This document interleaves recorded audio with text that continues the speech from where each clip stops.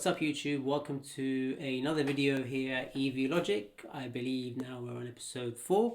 Before we get started in this week's topic, there has been some comments, and to be honest I've noticed this myself, around the audio quality. Now I do have a mic. Now historically in the last few videos it's been somewhere like in this region, about a meter or so away from me, hence why the audio quality hasn't been that great.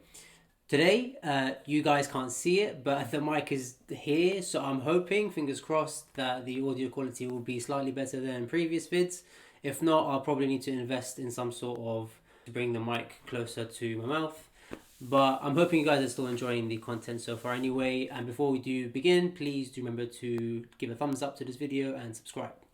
So in today's video, we're going to be discussing, and I've had some requests for this, so I'm going to be covering this topic, the different ways or the most preferable way to actually go about obtaining a brand new electric vehicle. Now I know I've said I'm going to do used cars. I will touch upon that maybe in this video, and if we don't have some time we'll cover that later on. But again, I'm going to be focusing on a brand new car, so the best method to actually go out and get a electric vehicle in 2022. Now there's typically probably 3 main methods that people go and get a car in the UK. So number 1 is you go out and buy the car with cash. So straightforward, there you've got the money, you go out and purchase the car. Once you've paid for that car, there is no finance payments. You own the car from day one. There is no monthly fees that you got to keep up with, and if you can sell the car whenever you want, you can modify the car, you can do whatever you like with it, right? The main obvious drawback with that is, especially with EVs being still relatively new in the UK market, and there isn't that much of a government subsidy against the actual on-the-road cost, you might end up spending £30,000 plus in cash to obtain your electric car. Now, if you've got the money, by all means go for it, and if you plan to keep the car for a long time, it is always the case, it's still going to cost you less to buy in cash long term over the period of 5 years plus, let's say, versus the alternative payment methods that we're going to go through in a moment. But of course, not everybody's got access to £30,000 at least in cash that they can just put out there to purchase an electric vehicle, for example. That's just one of the potential options. The second option, and this is probably the most common way to buy an electric car or any vehicle sort of in the UK, so it's the PCP or finance. So there's different methods, there's different finance methods that we can go through. So one is the PCP, which I'll talk about initially. Well, then we can also buy an electric car via a loan or a hire purchase agreement, HP, what they call. So with PCP, essentially you put down a deposit of whatever, however many thousand. Sometimes there is some no deposit deals. You then have a monthly payment. Typically that's over 24 months, 36 or 48, so 2, 3 or 4 years.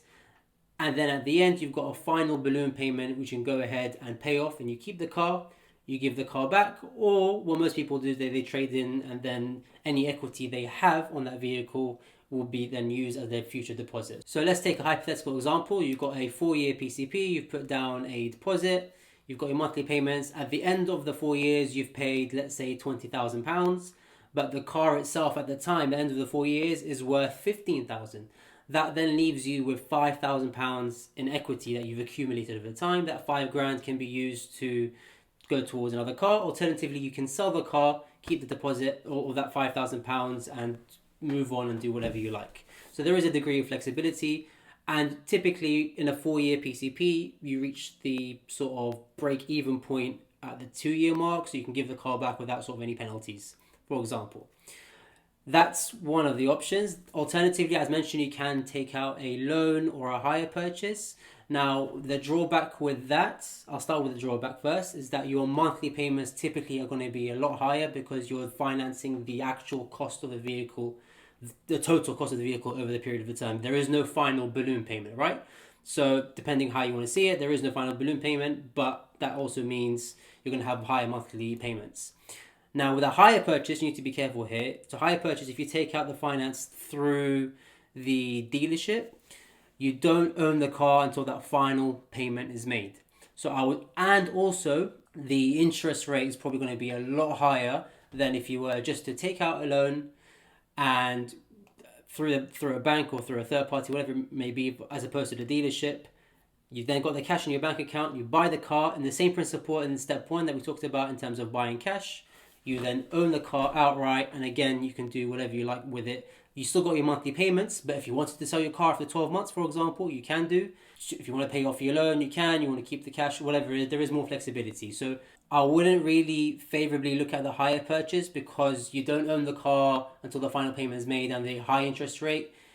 In terms of finance, you've got two real options here. The most common way that's utilized in the UK for new cars, at least, of the PCP that we just mentioned with the balloon payment, or the loan where your monthly payments are higher and typically maybe over a longer term, but you own the car from the beginning and there is no balloon payment. The third way is leasing a vehicle. Now, in the last episode, or the last video rather, we did speak about the salary sacrifice and how there is efficient tax savings you can make when it comes to actually leasing via the salary sacrifice scheme. So I do recommend checking out that video as well. But if the salary sacrifice scheme isn't something that's possible for you for whatever reason at the moment, we're just going to look at the private lease now. So instead of a PCP, you can lease the vehicle. Essentially, that means that's a long-term rental. So again, the same principle, you put down a deposit, typically 3, 6, 9 or 12 months.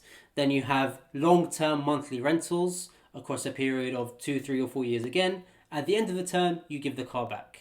Now, with a petrol or a diesel vehicle, there is a slight advantage to this over a PCP because you don't have to pay road tax on a lease because technically you don't own the car, whereas on a PCP, you're buying the car, so you do have to pay the road tax.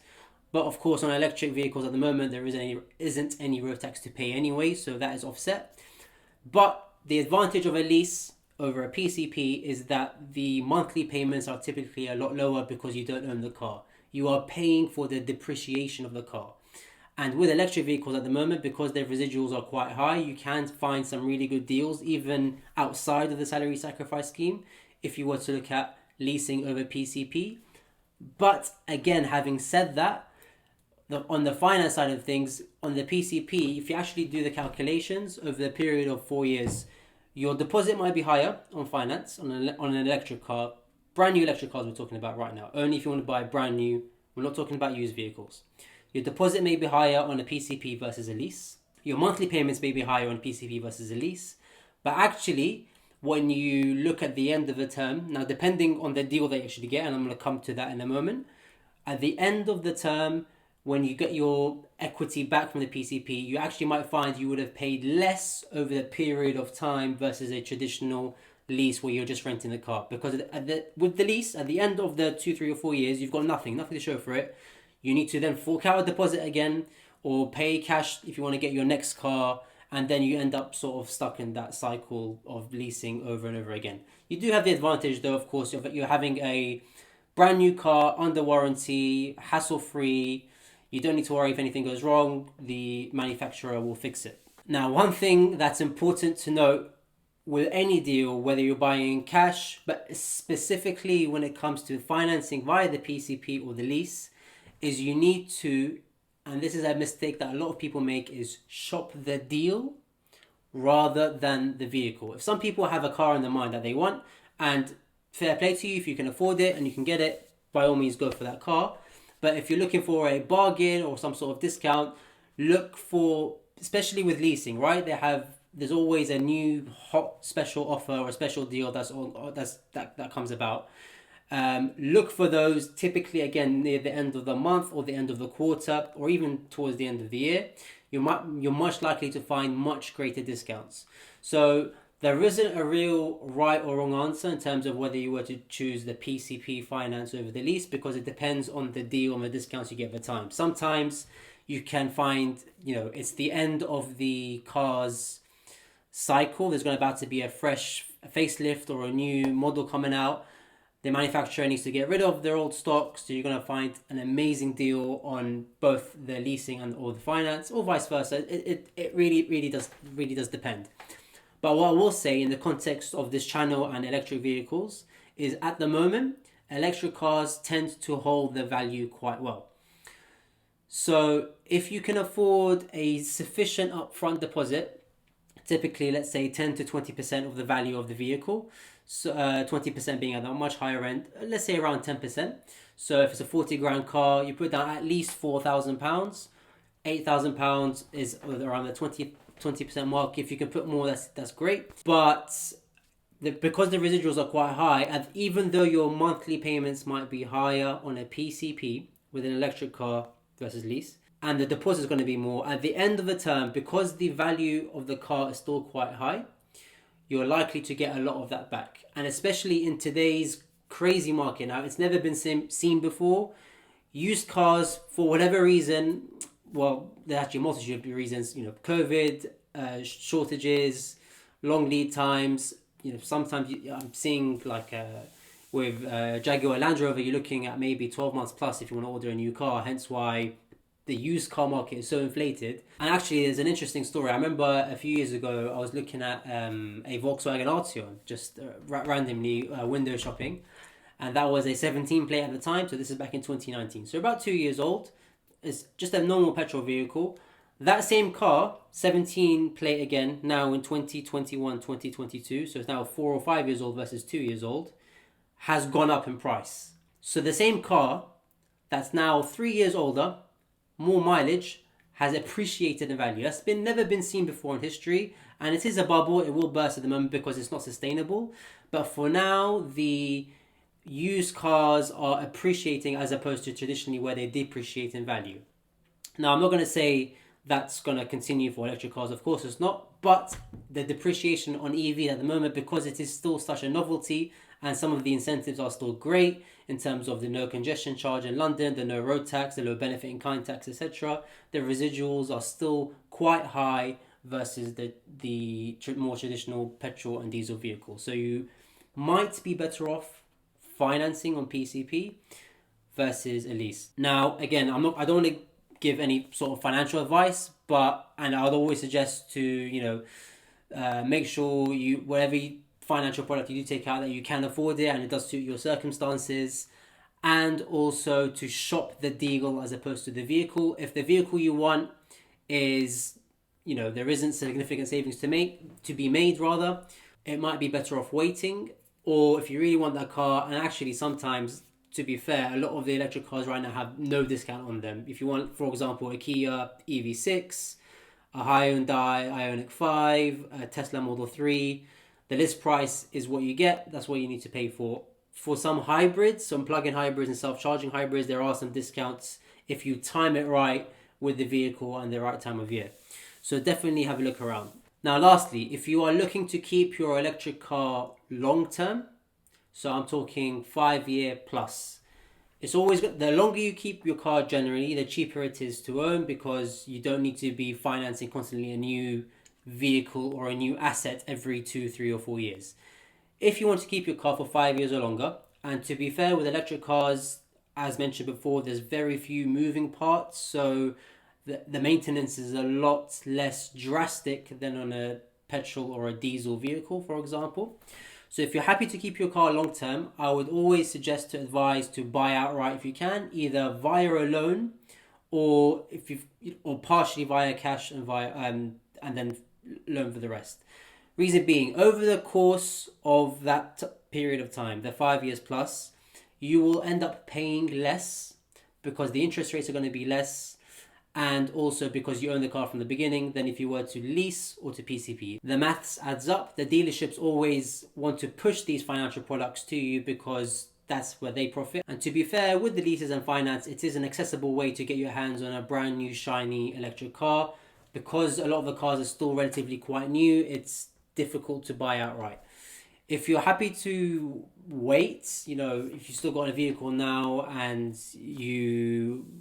it's running fine, for example, eventually the used electric car market will start to come into fruition and you will see more options available out there, and you can probably pick up some fantastic options that are 1, 2 or 3 years old with some decent range. A chunk of that depreciation has been taken out. You can buy that car outright, keep it for 5 years. You will end up paying a lot less than if you were to change your car all the time. If you want to change your car frequently, probably financing via PCP is the best way to go. Or if you find a fantastic deal through a lease, remember it's a long-term rental. then by all means go for it. So thanks for watching, guys. I hope that makes sense. I did realize I probably did waffle a little bit over there. So just to summarize, you've got the three options as mentioned. You can buy your car outright through cash. You can finance either through a loan or a PCP agreement. There is also the HP hire purchase, but in today's world that doesn't make much sense financially. And then lastly, you've got the option to lease. I'm not talking about salary sacrifice, just a normal standard lease where you're renting the vehicle and then you hand the car back at the end of the term. What's always important to remember, and I'm going to reiterate this, is to, unless you're completely in love with the car and you've got your mindset on the car and you can afford it, if you're looking for a deal or some sort of special discount, shop the deal at a certain time of the year as opposed to the car itself. You're much more likely to find some bargains and some great deals where hopefully you can then go ahead and get your hands on a brand new shiny EV. And as mentioned, we will talk about, I have spoken a lot about just new cars in the last few weeks. We will discuss used EVs in the next coming videos. Thanks for watching, guys. Again, as mentioned, please do give this video a thumbs up and subscribe if you haven't already.